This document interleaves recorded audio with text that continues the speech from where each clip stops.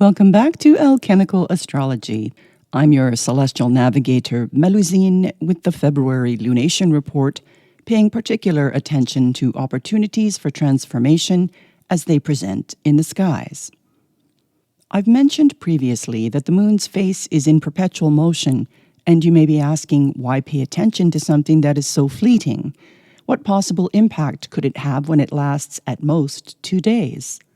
My response to this is from an alchemical and Jungian perspective, as you need to be aware of my biases when you approach things from a critical thinking standpoint. An event can be intense, even if it lasts a moment. Anyone who has experienced a traumatic event will attest to this fact. The moon represents our emotions, what we need to feel secure, and on a mundane level, it represents the population at large. So, if you are looking to gauge the potency of a situation, this archetypal signature must be factored into your analysis of any moment in time. Another point I'd like to make, although you may not have any technology corroborating the experience, is the perception of the compression of time. As a world bridger whose daily practice includes harnessing energies to retrieve information, I have most definitely encountered an acceleration in the linear space-time continuum. We are in a collective quickening that can be perceived as time folding in on itself. That may sound frightening at first, but it is a transformational opportunity that can be explored if you are willing to let go of the old mental programs and open your heart to new ways of being. What does this have to do with the moon? Wherever Luna presents her full face in the sky, that is a point of illumination to leap on and release old hurts, forgiving the perpetrators so your etheric field is cleansed of heavy hucha. Hucha is a shamanic term used by the Peruvian lineage in which I was initiated to describe dense energy generated by fear, which impedes the natural life flow of the luminous body. Surrendering this limitation liberates you to pursue new, healthy connections and adventures. On February 5th at 1:28 p.m. Eastern Standard Time, the moon reached her full expression in the sign of Leo. This is the only sign ruled by the sun, which sustains and supports the vital life force of all things. Leo also rules the heart, and that should offer up a clue as to how we can best navigate the current celestial landmarks. None of the wandering stars operate in isolation, so we have to examine the whole dynamic to get a proper assessment of the sky clock's message. Here's the chart for the planetary placements on this day as perceived from my geographic location in North America. The sun and moon are on the Leo-Aquarius axis, shining light on how the heart, Leo, and the head, Aquarius, are to find balance.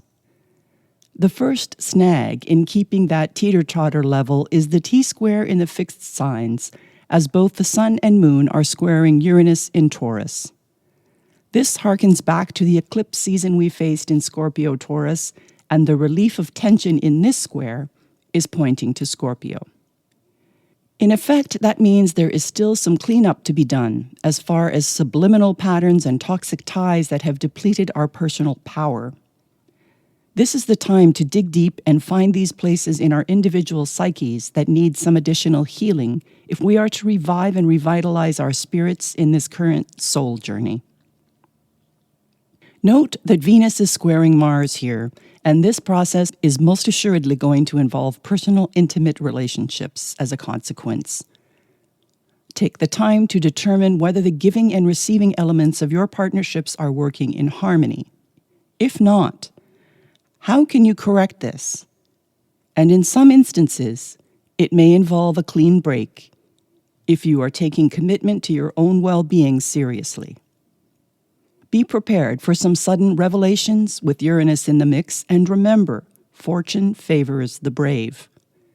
Venus is also exalted in the sign of Pisces, so she will bring you blessings and guidance if you stay true to yourself. As is clearly visible, you have planets clustered in the top right quadrant of the chart and absolutely nobody home in the bottom right to counter that top-heavy configuration. The moon alone is holding the space in the fire sign of a lion. So what is the sky telling us here? It will take courage and determination to overcome pressures coming from the top down with respect to social norms, authoritarian figures, and media-related communication. Remember, Mars is still in Gemini. In other words, your emotional health needs prioritization, hence the moon bookmarking that spot. And that could mean withdrawal or disconnection from all these external sources of stress and confusion. Breathe into your heart and turn off the noise. If you give yourself permission to do this, then the alchemy will take hold. Mercury, the solvent that facilitates change, is moving towards Pluto in the last degrees of Capricorn, where so much activity focused over the last 2 years. This is the lead in the chart, and the moon is showing you where the treasure lies. When Mercury is conjunct the Lord of Death and Transformation, we will witness the purge of the decade before Pluto transits into Aquarius and we have a generational gear shift activated in 2024. Do the work now, and you will be rewarded when Venus makes her pivot into Leo this summer, where she will hover for 3 months. Venus represents resources, pleasure, and finances. If you clean house now, then these areas will reflect the changes you made internally. As within, so without. Another facet to this Leo moon is her placement in the second decan, which is ruled by Jupiter according to the Chaldean texts. This provides additional juice, and with the greater benefic moving direct in the sign of Aries, you will have fuel for the fire of passion you apply to this dynamic. As far as the fixed stars are concerned, this full moon is in proximity to the star Dubhe in the constellation of Ursa Major. I can't help but marvel at the poetry in this picture. The Ojibwe call this the bear moon, as it's the time when cubs are born. I need not explain the expression, she went full mama bear, in the context of a mother protecting her young. Leo, as the sign associated with the 5th house, represents children and creativity. Perfect synergy. Adding this facet to the dance overhead, it is clearly demonstrating where the alchemical wedding is taking place. According to Bernadette Brady, this fixed star talks of strength which is found in the feminine side of your nature rather than in any action you may take. Thus, Dubhe indicates that your greatest strength lies in the position you hold and that which you protect and nurture. In Paran with the moon, it means to give one's strength and support to another. The Great Bear, also known as the Big Dipper, is always visible in the night sky by virtue of its revolution around the current pole star Polaris. Mariners use this as a means of traversing waters at night, and we could do similarly when we find ourselves in circumstances that demand keen orientation skills. This may be a little daunting if we are heading into uncharted terrain.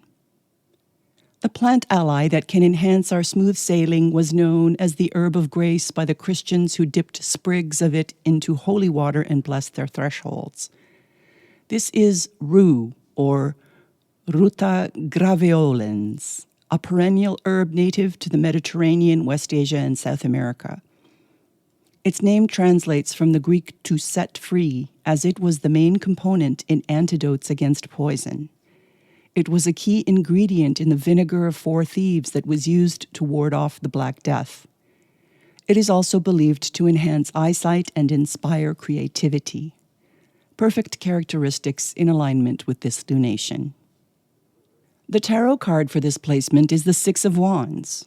It depicts a man riding a white horse victoriously through a cheering crowd. He's wearing a wreath and carrying a staff which is also garlanded by a wreath. The energy here is triumphant and celebratory. The suit of wands represents fire. Certainly a sign of good things to come if you follow the celestial guidelines I've just outlined. If you need a little boost from the crystal kingdom, keep a piece of yellow fluorite in your pocket, as this is the stone associated with 16 degrees of Leo. Its subtle golden glow will warm your heart and heat your internal furnace to spark the passion that inspires you to rise above your troubles and find your own triumph. Stay tuned for the full February Astro Report and keep your eyes to the skies.